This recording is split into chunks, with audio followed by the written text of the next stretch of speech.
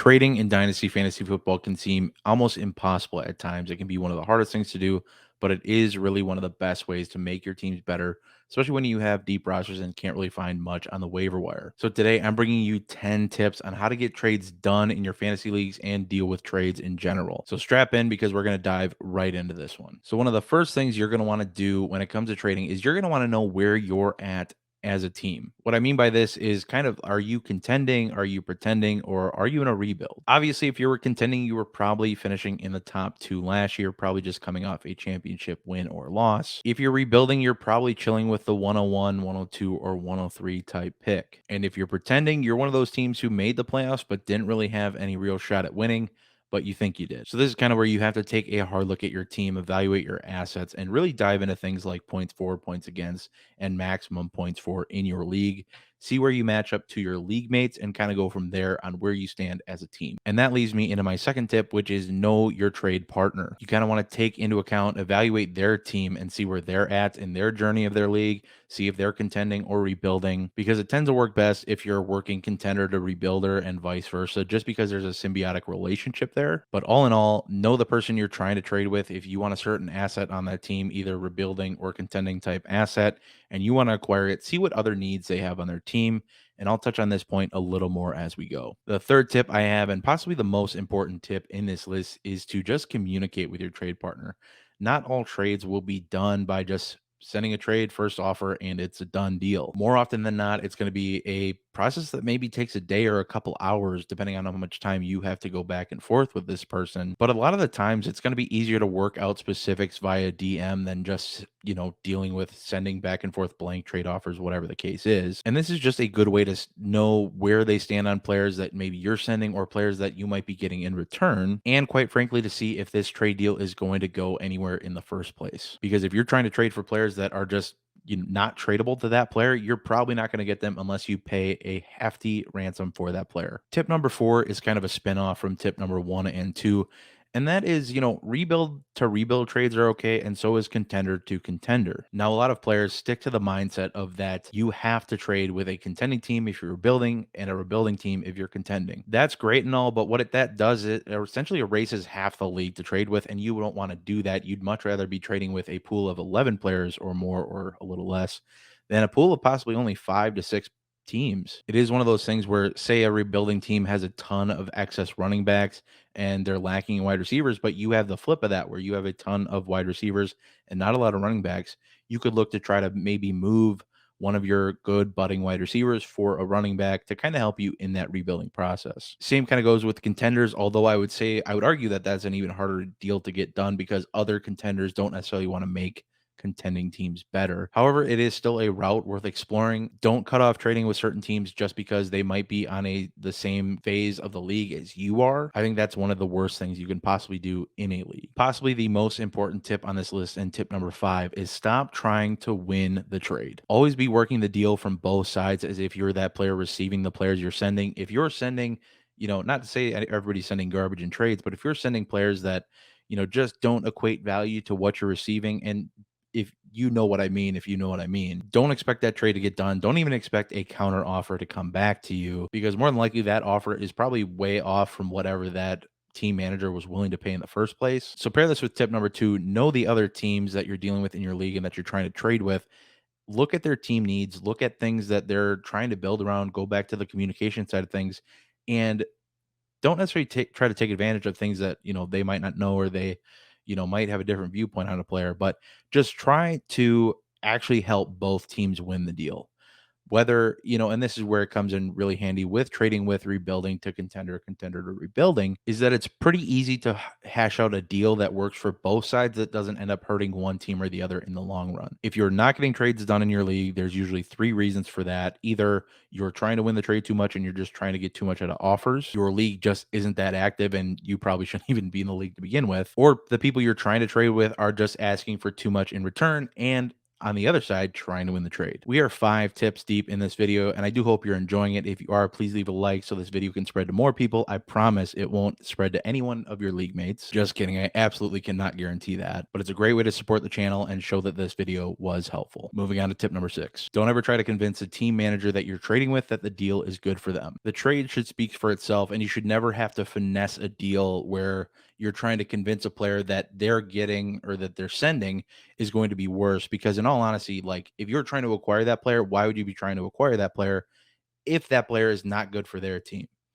Just be straight with you. I've had this trade tactic happen to me where people try to convince me into the trade. And honestly, it's just the biggest tell that that trade should not be good for you. Moving on to tip number 7, it is absolutely okay to decline trades that you don't have interest in. Kind of piggybacking off this previous point, if you just have a gut feeling that you don't like a trade, or if the value just doesn't seem to be equating to you, feel free to decline or send a counter offer that you feel is more acceptable to you. Absolutely do not fall for the trade calculator screenshot. If this hasn't been used on you as a tactic to try to convince people to buy in on a trade that you're trying to send off to somebody, consider yourself lucky, because this happens to me on a monthly basis more than likely. If you feel in your heart of hearts that a deal is not good for you, it probably isn't. Moving on to tip number 8, trades are ultimately subjective. A great example of this is, say you're not even involved in a trade in your league, and you think one player just got blown out of the water, one player got absolutely taken for a ride, and they got beat in the trade. They lost the trade. One person won it way more than the other. There's always the argument for collusion, and that is fine. That's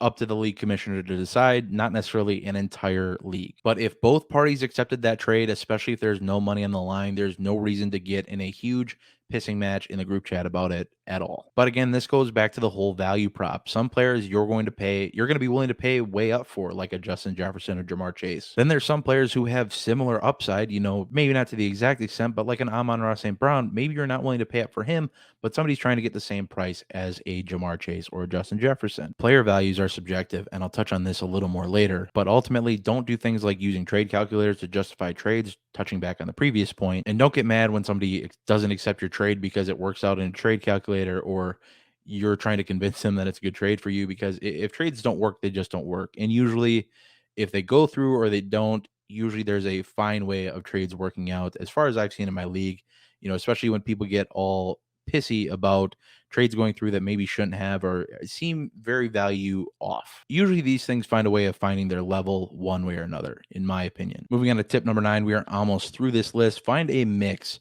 of patience and aggression. Find a mix of patience and aggression. Bob, what in the absolute heck does that mean? The patience comes into play because you don't necessarily want to just trade the trade. One of the worst things you can do, you'll probably end up losing your butt on more picks than not. Don't just trade a trade just because you're bored in your league or whatever the case is, but especially if you're not getting proper value for players. If you put players out on the trade block, bonus tip, don't put players out on the trade block. It just diminishes their value. Same thing as don't mark a player as showing interest, because what's going to happen there is you're probably just going to end up having to pay a premium for that player because the person you're trying to trade with knows you want that player. And I know it's very minimally different from just sending a trade offer for a guy, but just going that extra step of tapping the little heart button on Sleeper, showing that you're interested in a player, I don't know what it does, but it does something where it automatically jacks up the value. Again, with patience, don't jump in on, a lot of time, not all leagues are run without a trade deadline or with a trade deadline. So this is more when trade deadline happens and then, there's no trades, and then the trade window opens again, when it's a new league year, whatever the case is. And then it's like all of a sudden everybody wants to trade again because they're bored of trading for not trading several months, and they're trying to rework their teams for next year. This is one of the most dangerous places to be in fantasy football, because these are the trades that, if you're good at projecting what's going to happen next year, you can really make a good haul. If you're bad at projecting what's going to happen next year, you're probably going to be in rough shape. And I would recommend kind of waiting a few weeks and maybe even after the draft, because you never know when somebody's going to get drafted and somebody's player value is just going to absolutely tank. For example, Devin Singletary absolutely tore up the rest of the year, but you still never know. The Bills could go and draft a running back in round 1 and say, you know what, Devin Singletary, we're sorry, you're going back to the bench. I think it's unlikely, but you never know what's going to happen. So it's kind of one of those things where, trading's all fun and good, but you kind of need to know when to trade and things like that.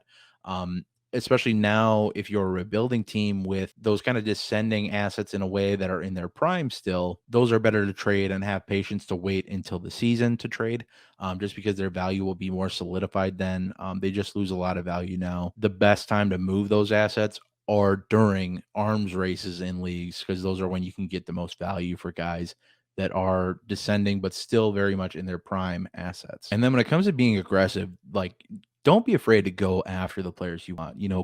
Like I said, get in these guys' DMs, be like, yo, I want Amon-Ra St. Brown. What's it going to cost? And then whatever the cost is what it is. A player like Amon-Ra St. Brown right now is somebody that you can target as a rebuilding team or even as a competing team. But say when a rebuilding team is auctioning off assets, you need to be Johnny on the spot, ready to auction off whatever pieces you feel you need to get that team ready for the following season or for the coming championship run. Now, that does come with a bit of a caveat. Obviously, you don't want to be mortgaging off your entire future, because what could happen is you could really end up shooting yourself in the foot for future success down the road. You never know when assets are going to get hurt and, possibly be lost for a season, or if not longer, or they might not come back the same when they do come back. And then if you don't have first round picks or rookies coming in to replace those guys, you're going to find yourself in kind of a hole that is pretty hard to get out of if you don't have first round picks. Moving on to the 10th and final piece of advice in this bit, your players are ultimately only worth what your league mates are willing to pay to acquire them. Now, let me repeat that. Your players are ultimately only worth